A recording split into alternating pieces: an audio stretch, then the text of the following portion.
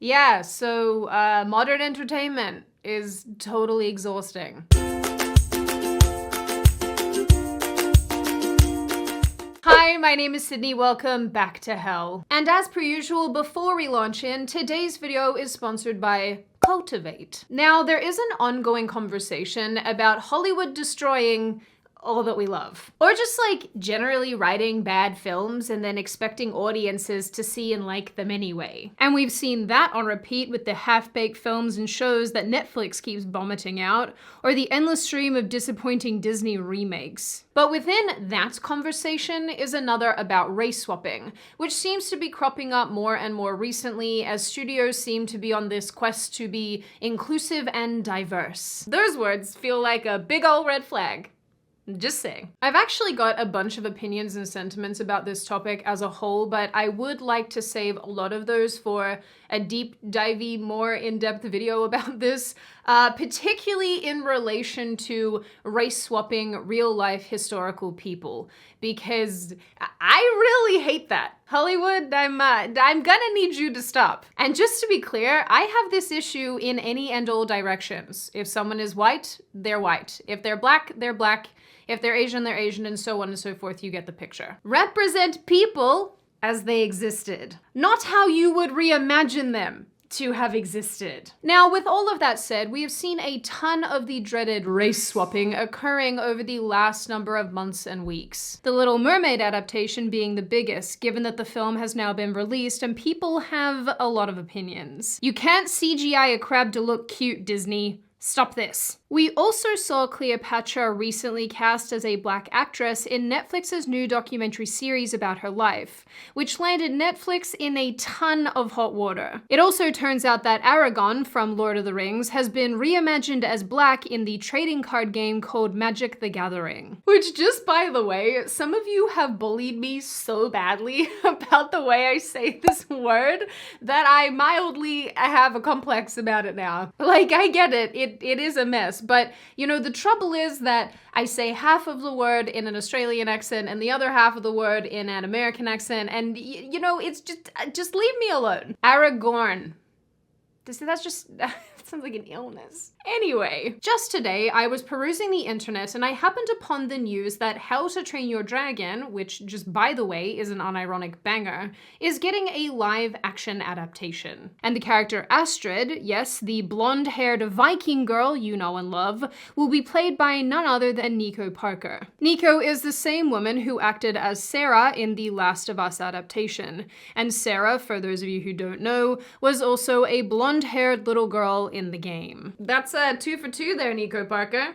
I feel like Hollywood's doing you a little dirty. Now, with all of that said, I do understand that there are a portion of people who believe that getting upset over the skin color or the race of a fictional character is totally insane. And I do understand how they've arrived at that conclusion and why they think that. The prevailing attitude is the character isn't real, so why does this matter? Nothing matters, and I'm always tired. On the other side of things, there is something to be said for the trend of upending stories and rewriting characters in order to force an agenda of diversity. Not to mention, and I think it's fair to say, that a lot of audiences out there have a baseline expectation that studios will more or less stick to the source material.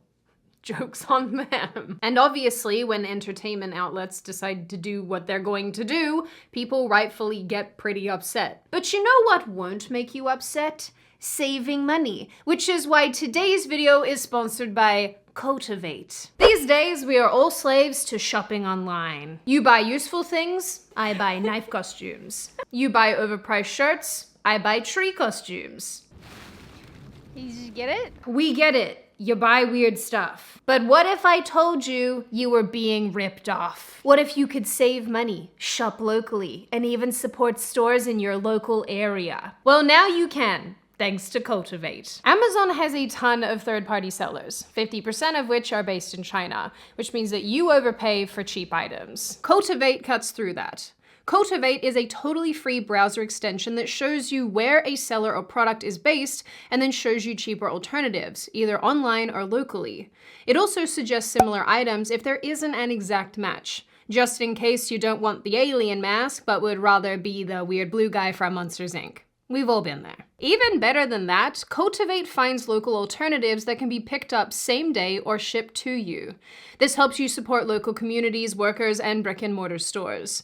And the cool thing is, the more you use Cultivate, the more you earn points to donate to a charity of your choosing. So if you too want to save some money, then click the link in the description or go to wecultivate.us/Sydney Watson to download Cultivate for free today. You can also scan the QR code on screen.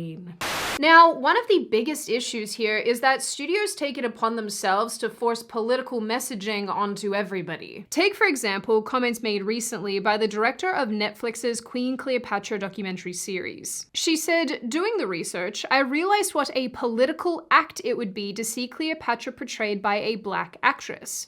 For me, the idea that people had gotten it so incredibly wrong before, historically, from Theda Bara to Monica Bellucci, and recently with Angelina Jolie and Gal Gadot in the running to play her, meant we had to get it even more right. To be clear, Cleopatra is Greek Macedonian. Her lineage is pretty well established, and it's not contested. But the fact that people in Hollywood act like it is, or act like the facts surrounding these people don't matter, is why people aggressively push back against the nonsense they create. In late 2021, the narrative director of the video game God of War Ragnarok also confirmed that the decision to race swap the Norse giant Angrboda was political. The Jotun was represented as a black girl, and for a lot of people, honestly me included, someone of African origin seems a little out of place in a story set in Norse mythology. With that said, in a series of tweets, the director said that it was a matter of interpretation, which honestly is fair enough. I think most of us can accept in some capacity that a video game based on Norse mythology has a degree of interpretation, even if it is bothersome from the perspective of accuracy and proper character representation. But the director went on to say that, as a writer, your job is to tell stories that are compelling and relatable. You bring pieces of yourself to stories and your opinions shine through. So writing is always political. It's just usually only called that if the politics aren't agreed with. Writing isn't always political? What? I mean, yeah, I guess it is always political if you live in LA like Matt does and refuse to let other people enjoy things. You know, on the bright side, at least they're admitting to these things now. So we've made some progress. Well, you've made no progress. From what I can tell, this seems to be the line in the sand for a lot of people. If it were simply a matter of making the best decision possible for a franchise or a television show or a game or a film, I think most people could understand that. But. That is often not the reality. I will be the first to admit that I don't actually care about the original race of a character, provided it's a good character. I will also admit that I am totally thrilled when something is being adapted or remade or whatever from original source material, and the casting choices made in relation to that actually make sense, and it's casted properly. What's the past participle of cast? Casted? Just cast? I don't know. The casting choices made make a big difference. It's why we're so often disappointed when films and entertainment pieces fall short, even when casting directors did their absolute best. I felt this way about the book series A Discovery of Witches when it was made into a series. I didn't agree with the casting of Matthew whatsoever, and subsequently really couldn't get into the show. On the other hand, Outlander was cast exactly as I thought it would be, except for Claire, and it's just, like, it is what it is. And I know I'm not alone in feeling this sense of happiness or disappointment depending on the correctness of a character. So you can imagine the sentiments of fans when the representation is dead wrong, and dead wrong on purpose. If you have original source material from which you're basing something, there is a set of expectations that go along with that. Audiences expect certain people to look and behave a certain way. So, just for example, when the Ancient One from Doctor Strange, who is originally Tibetan and male, is suddenly played by Tilda Swinton, or Ra's al Ghul is suddenly played by Liam Neeson, it's understandable why fans are like, what is this? Because the fact of the matter is that the characters look nothing as expected and likely aren't behaving as expected. And more than that, the changes are completely unnecessary and add absolutely nothing to the story. Except they do get some really big-named people into your film. Except now we get to look at Tilda Swinton's bald head for 2 hours and I'm not sure if anyone signed up for that. Nothing against the Boldies, just by the way. Vin Diesel will always be very, very Vin Diesel-y to me. This leads me to one of the harder to swallow pills about this entire thing. And while I think it's definitely worth noting, I'm also aware of the fact that it might ruffle some featherios. Speaking specifically of the trend of swapping white characters for black, I think it needs to be understood that white people are not a monolith. Caucasians from across the globe have cultures that correlate to the country from which they come. Yes, that includes the United States. One of the most bizarre parts of this conversation has been realizing that people can't differentiate between countries with majority white populations, and realize that those countries have their own rich histories, folklore, and stories that require fair and accurate representation in film and television. I mean, like, look what happens when the race swapping and poor interpretations happen elsewhere. Netflix's interpretation of Cleopatra, for example, made Egyptians really mad. Actually, now that I'm thinking about it, I'm pretty sure that the live-action Mulan also made the Chinese really mad. So yeah, people care about their cultural histories. If people are going to be upset that a non-white character was cast as a white person because it's culturally insensitive, then you sure as hell better get ready to be upset that Heimdall was cast as a black man because it is culturally insensitive to the Scandinavians. Diversity doesn't mean writers and studios get to come along and destroy whatever they so choose in order to add more women, more non-straight people, or people who aren't white. There is this weird notion in American film that everyone has to be represented. Everyone has to see themselves reflected back in entertainment. And that's a fine position to take if the studios were creating their own stories. But they aren't. If you wanted a Disney live-action film of a non-white princess, why not make one? Why change a several hundred years old story with cultural significance to Danish people? Copenhagen has a Little Mermaid statue sitting on a rock for all the tourists, I expect. I don't know. Point is, it's there. And they care about it. This brings me to one of the biggest arguments I see in relation to this topic. That being that race isn't actually important and has no intrinsic value. If this is in fact the case, then in my opinion, it raises two additional questions. The first being, if race is in fact not important, then why change it in the first place? The second being, if race continues to be not important, then why is whitewashing such an issue? Whitewashing being the act of turning a non-white character white. Just giving it a little bit of dusting. Which apparently happened and made everyone really mad recently with the live-action Lilo and Stitch casting choices.